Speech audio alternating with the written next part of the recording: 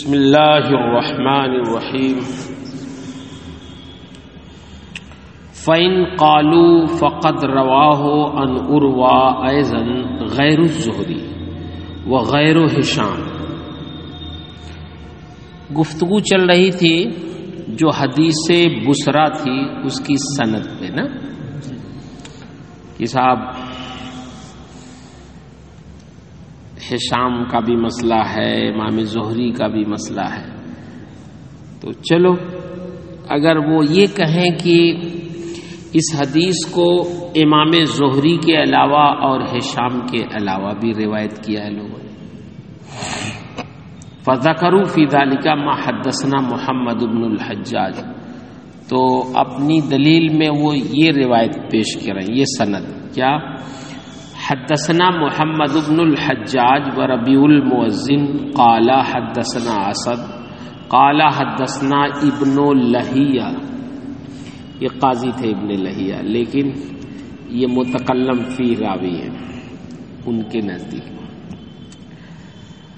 قال حدثنا ابو الاسود انہ سمع عروہ یذکر عن بسرا عن النبی صلی اللہ علیہ وسلم مثلہ۔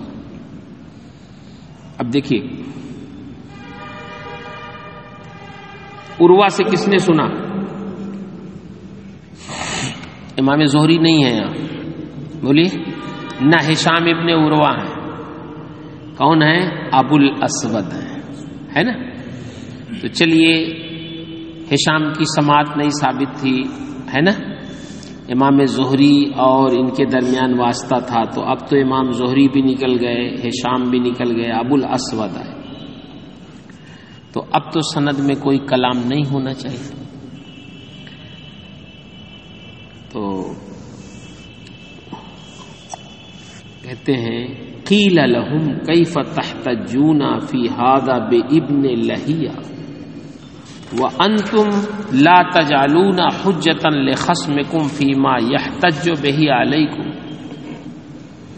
ہمارے نزدیک ابن لہیہ یہ متقن ہے، صاحب اتقان ہے، ثابت ہے، عادل ہے، لیکن ہمارے مقابل کے نزدیک ابن لہیہ کیا ہے؟ ضعیف راوی ہے۔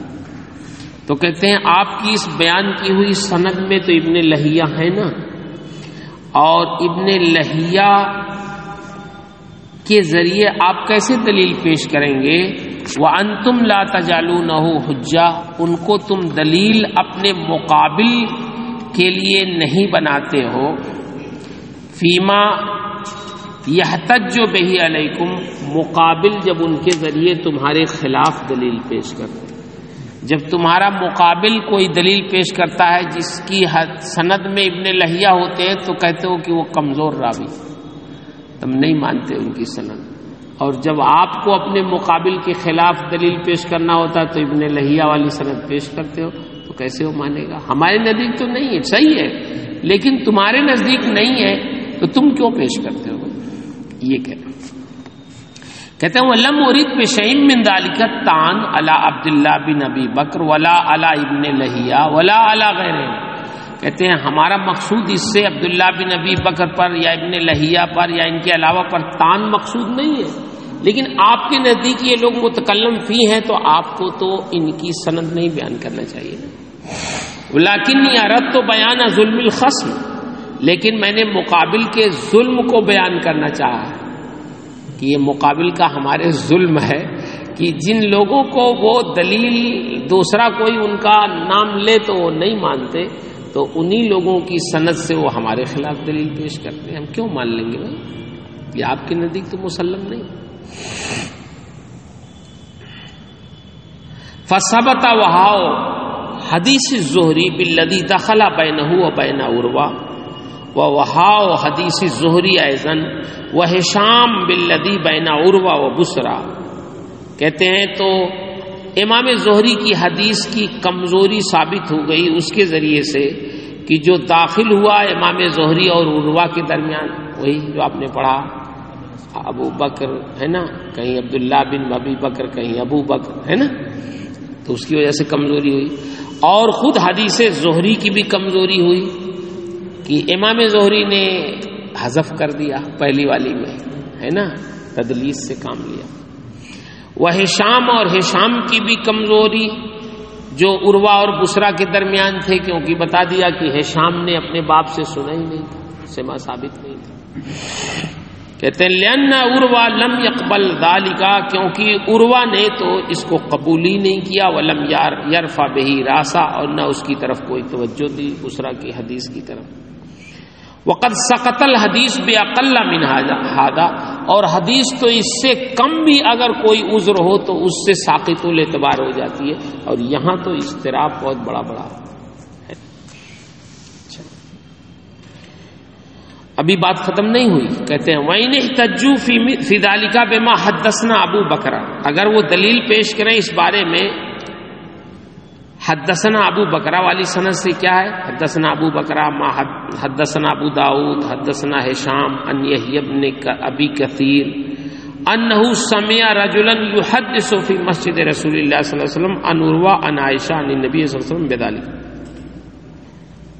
یحییٰ ابن کثیر سے روایت ہے کہ انہوں نے ایک ایسے شخص سے سنا جو نبی کریم صلی اللہ علیہ وسلم کی مسجد میں حدیث بیان کر رہے تھے، کس سے؟ عروہ سے، اور عروہ نے روایت کی ام المومنین حضرت عائشہ صدیقہ سے بذالک، اس کی، کس کی؟ کہ مس ذکر میں کیا ہے؟ وضو ہے۔ اب اس سند میں دیکھیے نہ بصرہ ہیں، ہے نا، اور نہ ہی امام زہری ہیں جی، تو اب اس سے ہمارا مقصود ثابت ہو جانا چاہیے کہ ام المومنین کی روایت ہے جس کو عروہ نے روایت کیا۔ قیل لہم کفا بکم ظلما ان تحتجوا بمثل ھذا، تو ان سے کہا جائے گا کہ تمہارے لیے ظلم کرنے کے لیے یہی کافی ہے کہ تم ایسی سندوں سے دلیل پیش کرو۔ کیسی سند سے؟ اس میں دیکھا نہیں آپ نے کیا دقت کہ اس میں یہ ہے کہ ان یحییٰ ابن ابی کثیر انہ سمع رجلا یحدث فی مسجد رسول اللہ صلی اللہ علیہ وسلم، نام ہے کچھ پتا؟ یحییٰ بن کثیر کس سے روایت کرتے ہیں؟ ایک ایسے شخص سے جو نبی کریم صلی اللہ علیہ وسلم کی مسجد میں حدیث بیان کر رہے تھے۔ کیا نام ہے ان کا؟ کیا پتا ہے؟ کون ہے؟ کون ولدیت ہے؟ بالکل مجہول ہے۔ تو ایسی مجہول سند سے تھوڑی کوئی مسئلہ ثابت ہوتا ہے۔ وہی کہہ رہے یہ تو آپ کے ظلم کے لیے ہی کافی ہے کہ ایسی سند سے آپ کوئی مسئلہ ثابت کیجیے۔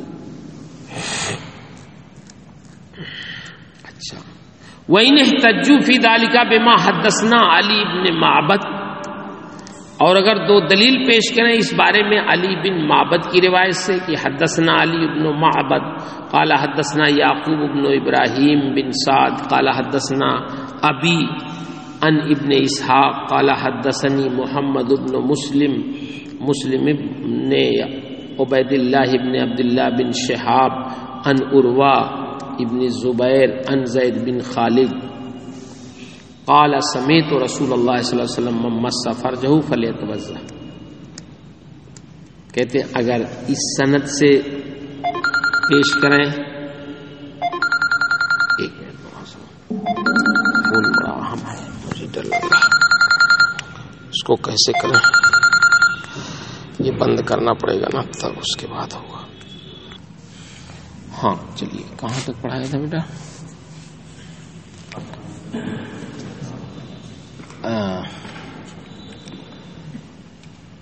تو یہ ہو گیا وَإِنِ احْتَجُّوا فِي ذَلِكَ بِمَا حَدَّثْنَا علی بن معبد، ہے نا، اگر اس سے دلیل پیش کریں کہ ان ابن اسحاق قال حدثنی محمد بن مسلم ان عروہ بن زبیر ان زید بن خالد قال سمعت رسول اللہ صلی اللہ علیہ وسلم من مس فرجہ فلیتوضا، کہ جو اپنی شرمگاہ چھوئے تو وضو کرے۔ یہاں حضرت عروہ بن زبیر کس سے روایت کرتے ہیں؟ بصرہ سے نہیں بلکہ ام المومنین سے، بلکہ کن سے؟ زید بن خالد سے، ہے نا۔ کہتے ہیں قیل لہو، انت لا تجعل محمد ابن اسحاق حجتا فی شیء اذا خالفہ فیہ مثل من خالفہ فی ھذا الحدیث. اس کا مفہوم یہ ہے کہ آپ محمد بن اسحاق کو کسی ایسی چیز میں دلیل نہیں بناتے، حجت نہیں بناتے جس میں ان کی مخالفت ہو، مثل من خالفہ فی ھذا الحدیث، اس کے مثل جیسی مخالفت اس حدیث میں ہوئی. تو محمد بن اسحاق ولا اذن فردا، اور نہ اس وقت بناتے ہیں جب وہ منفرد ہو جائے. سمجھے؟ ثقات کے ساتھ ہو تب تو ان کی بات مان لی جاتی ہے، لیکن جب منفرد ہو تو پھر ضعف آ جاتا ہے. کہتے ہیں اور اس روایت میں محمد بن اسحاق ہے نا، ان ابن اسحاق ہے نا، محمد بن اسحاق اس کے راوی ہیں. ان ابن اسحاق سے مراد وہی محمد بن اسحاق ہے. تو ایک تو محمد بن اسحاق سے ذوق پیدا ہو رہا ہے، دوسرا وہ نفس و حاضل حدیث منکر و اخلق و بہی ان یکون غلطا. کہتے ہیں اور یہ حدیث خود بذات خود منکر ہے. منکر کا مطلب سمجھ رہے نا، ضعیف راوی کسی اپنے اعلیٰ کی مخالفت کرے، ہے نا. واخلق بہی ان یکون غلطا، بلکہ زیادہ مناسب ہے کہ اس حدیث ہی کو غلط سمجھا جائے. کیوں؟ کہتے ہیں لأن عروہ حین سألہ مروان عن مس الفرج فأجابہ من رائہ اللہ وضوء فیہ. یہ کہنا ہی چاہتے ہیں کہ دیکھیے اس میں عروہ نے کس سے سماعت کیا؟ زید بن خالد سے.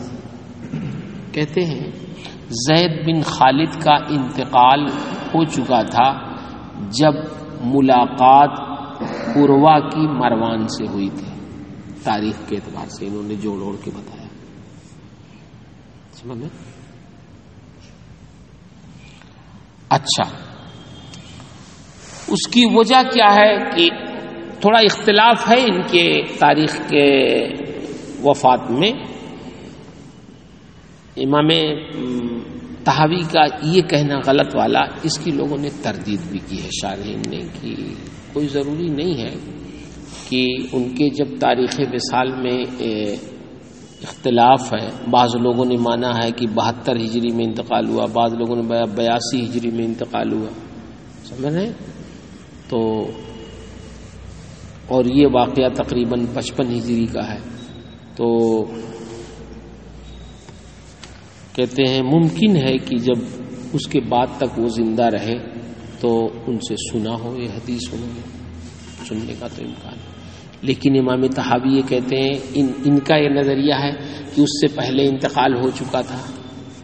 تو جب زید بن خالد کا انتقال پہلے ہو چکا تھا اور مروان سے عروہ کی بات ہوئی، تو ابتداءً حضرت عروہ نے اپنی رائے سے کہا کہ مس ذکر میں مس شرمگاہ میں وضو نہیں.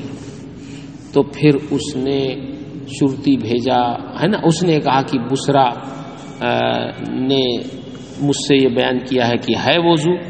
تو حضرت عروہ نے کوئی توجہ نہیں دی. پھر مروان نے ایک اپنا سپاہی بھیجا، اس نے آ کے بتایا کہ نہیں میں نے سنا ہے کہ انہوں نے کہا کہ وضو ہے. بات سننا ہے. تو کہتے ہیں کہ اس وقت تک انہوں نے کوئی روایت نہیں سنی تھی ایسی عروہ نے کہ مس ذکر سے وضو ہے. اگر سنے ہوتے تو زید بن خالد کی روایت یہ بیان کرتے نا. بولیے. کہتے ہیں کہ زید بن خالد اس وقت تک نہیں تھے، انتقال ہو چکا تھا. اس کو دبانے کے لیے فصار هذا الاثر انما هو عن الزہری عن عبد اللہ بن ابی بکر عن عروہ. تو یہ حدیث انما ہوا عن الزہری عن عبد اللہ بن ابی بکر عن عروہ ہوئی. سمجھے؟ فقد حط بذلک درجہ، تو ایک درجہ تو نیچے ہو گئی. لأن عبد اللہ ابن ابی بکر لیس حدیثہ عن عروہ کا حدیث الزہری عن عروہ. کہتے ہیں دیکھیے اس لیے کہ عبداللہ بن ابی بکر کی حدیث عروہ سے اس حدیث کی طرح نہیں ہوگی جو زہری کی حدیث عروہ سے ہو. کیوں؟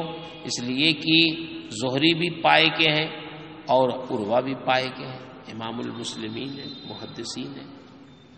تو اب ظاہر ہے کہ عبداللہ بن ابی بکر بن محمد کا وہ مقام نہیں ہے جو عروہ کا مقام ہے. سمجھ رہے؟ تو جب وہ مقام نہیں ہے، بلکہ بعض لوگوں نے تو ان کے بارے میں کلام کیا ہے، یہ حدیث جانتے ہی نہیں تھے. ابھی آئے گی بات کہ بعض محدثین کہتے ہیں جب کوئی کہتا تھا کہ ان سے ہم حدیث لے رہے تو ہم لوگ ہنستے تھے، کیا اور کوئی نہیں ملا تھا تمہیں حدیث لینے کے لیے؟ عبداللہ بن ابی بکر بن محمد ہی رہ گئے تھے.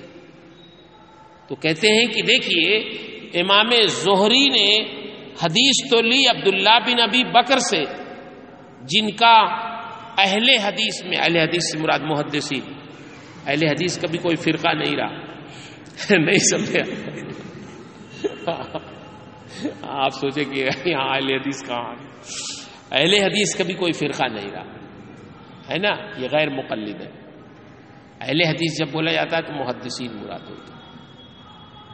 ہاں، تو کہتے ہیں محدثین کے نزدیک جو ہے عبداللہ بن ابی بکر کی حیثیت نہیں.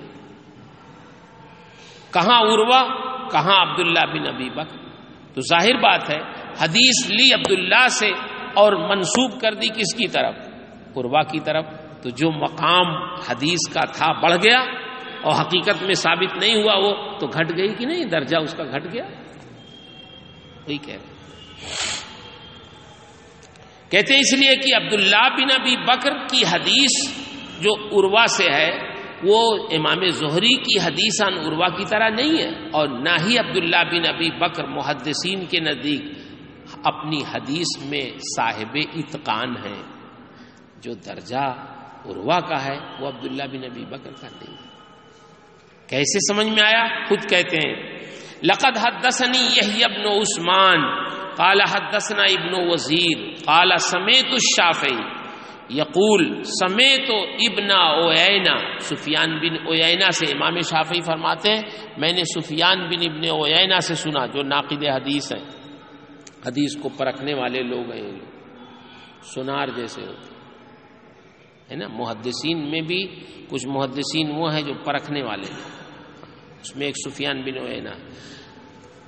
کہتے ہیں سفیان بن عیینہ سے سنا یقول کنا اذا رأینا الرجل یکتب الحدیث عند واحد من نفر سماهم منهم عبد اللہ ابن ابی بکر سخرنا منه.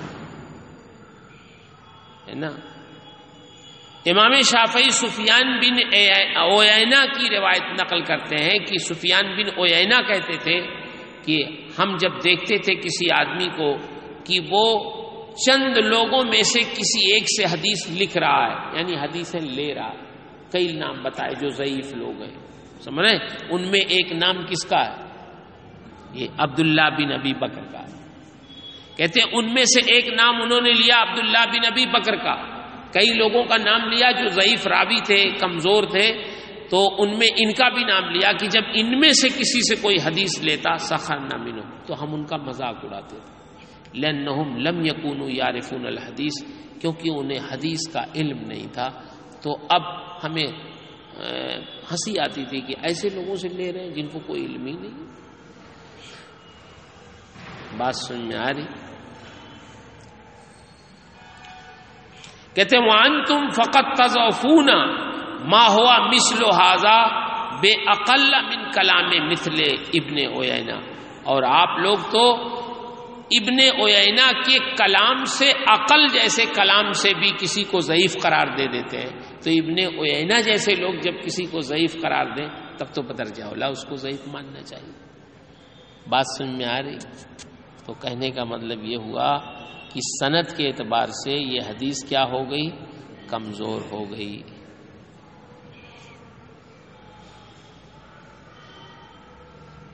وقال آخرون ان الذي بين الزهري وبين عروہ فی هذا الحدیث ابو بکر بن محمد. اب اضطراب سنیے، اضطراب بھی تو ذوق پیدا کرتا ہے. کبھی سند میں اضطراب، کبھی متن میں اضطراب، تو یہ بھی حدیث کو اس کے درجے سے گرا دیتا ہے نا. بعض لوگوں نے کہا کہ نہیں عبداللہ بن ابی بکر نہیں ہیں بلکہ ابو بکر بن محمد ہیں، ان کے باپ ہیں بیچ میں. یعنی زہری نے کس سے روایت کیا؟ عبداللہ بن ابی بکر سے نہیں، ابو بکر بن محمد سے. تو ابو بکر بن محمد کون ہوئے؟ عبداللہ بن ابی بکر بن محمد. تو ابو بکر تو عبداللہ کے باپ ہوئے نا.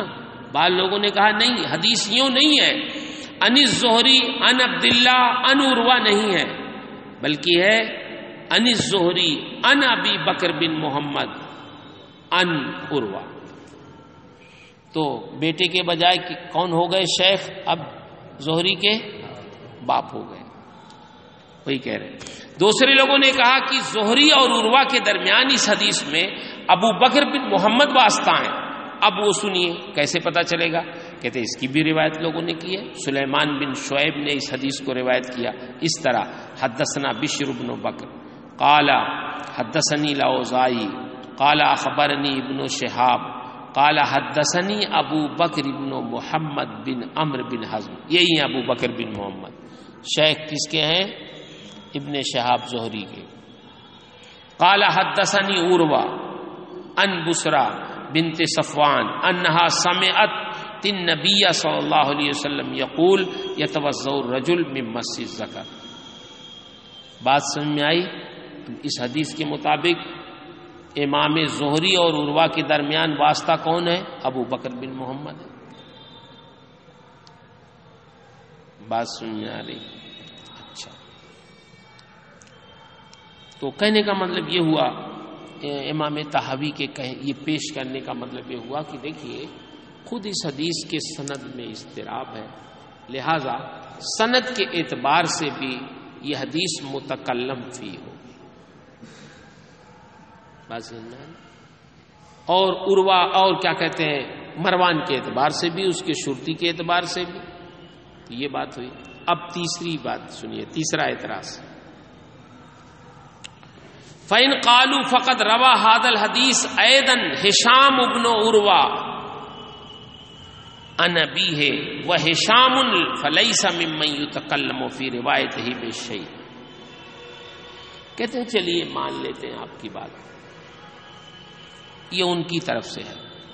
جواب: جو لوگ وضو کو واجب مانتے ہیں وہ کہتے ہیں چلیے آپ کو ابو بکر بن محمد پہ کلام ہے یا عبداللہ بن ابی بکر پہ کلام ہے کہ صاحب یہ بہت پائے کے نہیں ہے، یہ حدیث نہیں جانتے ہیں، لیکن یہ حدیث اس طرح بھی مروی ہے ان الزہری ان ہشام بن عروہ ان عروہ، کہ امام زہری نے کس سے روایت کی؟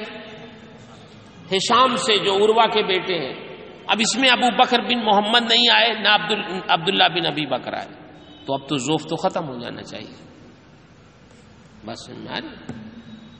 کہتے ہیں فَإِنْ قَالُوا فَقَدْ رَوَى هَذَا الْحَدِيثَ أَيْضًا هِشَامُ بْنُ عُرْوَةَ عَنْ أَبِيهِ وَهِشَامٌ فَلَيْسَ مِمَّنْ يُتَكَلَّمُ فِي رِوَایَتِهِ بِشَيْءٍ.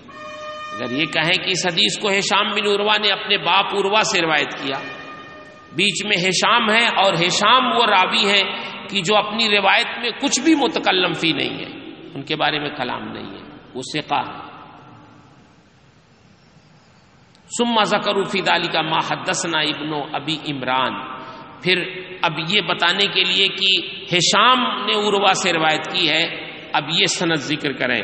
قال حدثنا عبید اللہ ابن محمد التیمی قال اخبرنا حماد بن سلمہ ان ہشام بن عروہ ان ابیہ اے ان عروہ. بولیے نہ اس میں امام زہری کہیں ہیں اور نہ ہی کیا ہیں عبداللہ بن ابی بکر ہیں، نہ ابو بکر بن محمد ہیں. تو جو ذوف آپ پیدا کر رہے تھے وہ تو سارے لوگ ختم ہو گئے اس میں سے. ہشام بن عروہ نے اپنے باپ عروہ سے روایت. سمجھ رہے ہیں؟ تو پھر کیا کہیں گے؟ کہتے ہیں کہاں کی بات؟ ہاں ان ہشام بن عروہ عن ابی قال سالنی مروان عن مس الذکر، کہ مروان نے مس ذکر کے بارے میں مجھ سے پوچھا. عروہ کہتے ہیں فقلت لا وضو فی، میں نے کہا نہیں اس میں وضو نہیں ہے. فقال مروان فیہ الوضو، مروان نے کہا اس میں وضو ہے. ثم ذکر مثل حدیث ابی بکرہ الذی فی اول هذا الباب، ہے نا، ان حسین بن مہدی، جو آپ نے اول باب میں پڑھا، پھر اس نے شرطی بھیجا اور پھر معلوم کیا یہ حدیث پوری ہے. لیکن سند میں کہاں ہے؟ کہیں ہے نہ امام زہری ہے اور نہ ہی عبداللہ بن ابی بکر ہے اور نہ ابو بکر بن محمد ہے. ہشام ہے، ہشام نے اپنے باپ عروہ سے روایت کر دی. بات سمجھ میں آئی؟ اچھا،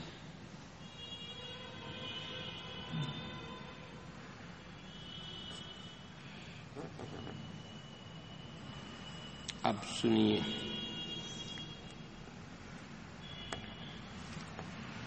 نیچے بھی وہی روایت ہے. ان ہشام بن عروہ عن ابیہ عن بصرہ عن النبی صلی اللہ علیہ وسلم قال اذا مس احدکم ذکرہ فلا یصلین حتی یتوضا. تم میں سے کوئی بھی جب اپنی شرمگاہ کو چھوئے تو وہ نماز نہ پڑھے جب تک وضو نہ کر لے. سمجھ رہے؟ نیچے بھی وہی ہے. ان ہشام عن ابیہ عن مروان عن بصرہ عن النبی صلی اللہ علیہ وسلم. بات سمجھ میں آئی؟ اب جواب سنیے. قیل لہو ملا، دیکھیے گا بیچ میں ہے. ہاں، قیل لہو ان ہشام مبن عروہ ایضا لم یسمع ھذا من ابی وانما اخذہ من ابی بکر ایضا. لیجیے، بیٹے نے بھی اپنے باپ سے یہ حدیث نہیں سنی ہے. بیٹے اور باپ کے درمیان بھی اس حدیث کی سماعت میں واسطہ کون ہے؟ وہی ابو بکر. تو پھر ابو بکر تو آ گئے بیچ میں. کہتے ہیں یہ کہا جاتا ہے کہ ہشام بن عروہ نے اپنے باپ عروہ سے یہ حدیث نہیں سنی ہے. وَإِنَّمَا أَخَذَهُ مِنْ أَبِي بَكْرَ ایضا، انہوں نے بھی ابو بکر ہی سے اس حدیث کو لیا. فَدَلَّسَ بِهِ عَنْ أَبِيهِ، تو انہوں نے بھی اپنے باپ سے تدلیس کر دی. بھئی روایت کی ابو بکر سے حقیقت میں، اور نسبت کیا کر دی؟ عن ہشام عن ابی. تو اس میں بھی تدلیس ہو گئی. اچھا، ابو سنیے روایت پوری کیا ہے. ان ہشام بن عروہ قال حدثني ابو بکر بن محمد بن عمرو بن حزم عن عروہ انه كان جالسا مع مروان ثم ذكر الحديث على ما ذكره. بولیے، تو بیچ میں آئے نا ابو بکر، بولیے، تو پتہ چلا جہاں سے آپ چلے تھے پھر وہیں پہنچ گئے. فرجع الحدیث الى ابی بکر ایضا، تو حدیث پھر ابو بکر تک لوٹ گئی، یعنی راوی وہ آ گئے، ابو بکر پھر آ گئے. تو تدلیس کا معنی پھر پا لیا گیا. لہذا یہ حدیث اپنے سند کے اعتبار سے بھی کیا ہے؟ ضعیف ہے. بات سمجھ رہے؟ ابھی تو بہت یہ سنائیں گے آپ کو. امام طحاوی ہیں، اتنی آسانی سے چھوڑنے والے نہیں. سمجھ رہے؟ ہاں،